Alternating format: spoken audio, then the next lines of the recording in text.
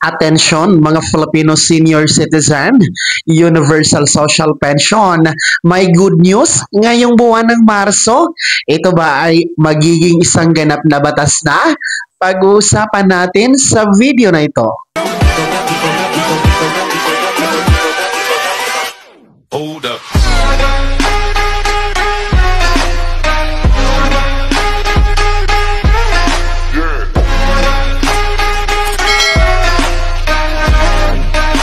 Hello mga ka-vlogs! Welcome dito sa aking YouTube channel. Magandang araw po sa lahat ng mga manonood. Saan po kayong dako sa mundo?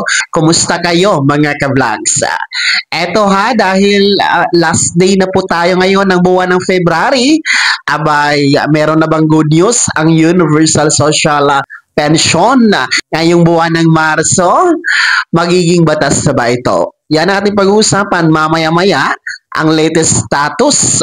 Pero bago ang lahat, kung bago ka pa lang dito sa aking YouTube channel o di kaya hindi ka pa nakasubscribe, abay i-click nyo muna ang ating subscribe button na nasa baba. Huwag niyong kalimutan na pindutin ang notification bell, ilagay niyo po sa all para naman updated ka sa lahat ng mga videos na aking i-upload. So, eto na po, no, makinig kayo mga Filipino senior citizen dahil ngayong araw ay last day na po tayo ngayon sa buwan ng February. No, February 28 tayo ngayon and bukas nga po ay magsisimula na ang unang araw ng Marso. So March 1 na po bukas. Atin pong kukumustahin, may good news na ba dito sa Universal Social Pension Bill? Ito ba ay magiging ganap na batas na ngayong buwan ng Marso? Ano ang status nito? Saan na ito ngayon? So ang kasalukuyan pong Universal Social Pension Bill ay isang panukala pa lamang. Ito po ay nasa Senado na. Medyo malapit na tayo, no, dahil ito nga po ay matapos ng naaprubahan sa hanay ng Kamara, no. Ito po ay aprobado na sa third and final reading sa Kongreso noong nakaraang taon pa yan siya actually, no. 8 buwan na po ang nakakaraan. At ito nga po ay na-transmit na sa Senado. Dahil sa Senado po ito susunod, isasalang, no? Isasali po sa agenda ng sesyon ng Senado. Ito nga po ay inaasahang magiging isang ganap na batas bago pa man magsara ang sesyon ng Senado at bago matapos ang 2025 May 11 national and midterm election. So yun po ang ine-expect ng ating mga senior citizen. Pero ang latest update po nito mga ka-vlogs, no, sa katanungan na merong bang good news ngayong buwan ng Marso, ang kasagutan po ay wala. No, wala pong good news hinggil dito sa Universal Social Pension Bill dahil ang status nito nananatiling nasa Senado pa sa committee ni Senator Amy Marcos, no? At hindi na nga po ito nakayanan na maisama sa sesyon sa agenda ng Senado bago ito nagtapos, no, ng sesyon, no, noong February 5, 2025. So ang status nito ngayon, no, nananatili po siyang nasa Senado at aasahan po ito na magiging kasama na sa susunod na sesyon na agenda sa pagbabalik po ng sesyon ng Senado ngayong darating na June 2, alas 3 ng hapon. So sayang lang po talaga, no, mga lolo at lola, dahil tayo po ay nag-expect sana na ito ay naging prioridad ng Senado bago pa man matapos ang kanilang sesyon at bago man sana magkaroon ng halalan ngayong May 11, 2025. Kaso lang hindi talaga ito nakayanan dahil sa rason na hindi po ito nailabas sa committee ni Senator Amy Marcos. No, hindi ito naisama sa agenda sa Senado. Kaya nga po labis po ang pagka-dismaya, no, ng ating mga may akda dito sa Universal Social Pension Bill.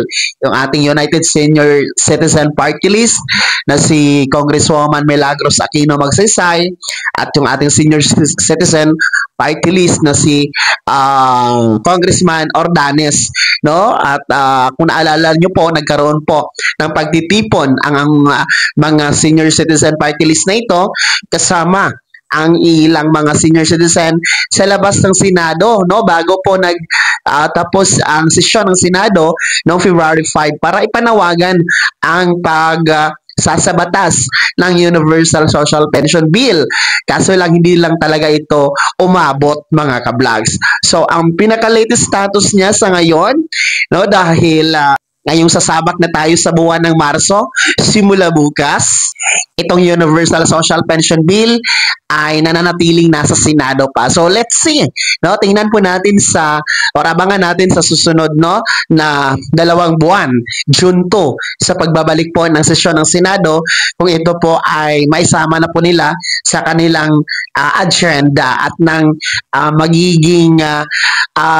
magkaroon na po ng linaw, no, kung magiging pabor po ba ang mga senador dito. Well, sana naman maging pabor at suportahan ng mga senador, no, maging yung mga bagong maihalal, no, dahil meron po kasing mga aasahan natin, no, merong mga bagong senador na uupo, no, ngayong pagbabalik sesyon dahil meron pong mga tawag dito graduate na sa Senado. And of course, no, siguro naman merong mga matatalo, so meron tayong aasahan na mga bagong mukha ng Senado. So sana naman suportahan niya ng ating mga senador sa susunod na sesyon. Kaya wag po maniwala ha sa mga balita, mga napapanood ninyo dito sa YouTube, maging sa Facebook, nababasa ninyo ng mga website na di umano ay aprobado na ang Universal Social Pension Bill at sisimulan na itong ibigay. Nako po, hindi po yan totoo.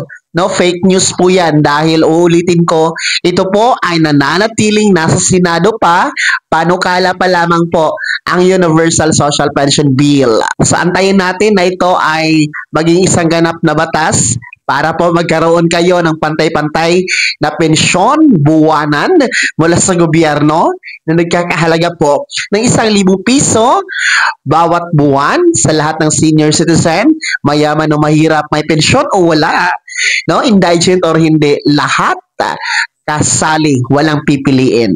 Kaya naman, mga senior citizen, ano po yung komento at reaksyon sa balitang ito? Ibahagi niyo po sa comment section na nasa baba. Bago ako magtapos sa video na to, kung gusto niyo pong sumuporta sa aking YouTube channel, maaari niyo pong i-click ang ating super thanks button na nasa baba. Sa mga gustong maging miyembro, pwede po. I-click niyo po ating join button. Maraming perks dyan, mga vlogs. Be my member now. Sana'y naging gabay ang video na to kahit paano na pag-uusapan natin ang mga mahahalagang bagay-bagay na may kinalaman sa ayuda, programa at benepisyo ng ating mga senior citizen. Kung hindi ka pa nakasubscribe dito sa aking YouTube channel, maaari nyo nang i-click ang ating subscribe button na nasa baba. Huwag niyong kalimutan na pindutin ang notification bell. Ilagay niyo po sa all para naman updated ka sa lahat ng mga videos na aking i-upload. Maaari nyo rin i-like ang video na to at kung meron ka pa mga katanungan, maaari nyo i-komento sa comment section na nasa baba. Paki-follow na din po ang aking official Facebook page na nasa screen nyo. Muli po, ako si Daniel Timpawan na nagsasabing dito sa aking YouTube channel, Pawang Katotohanan at lahat totoo lamang.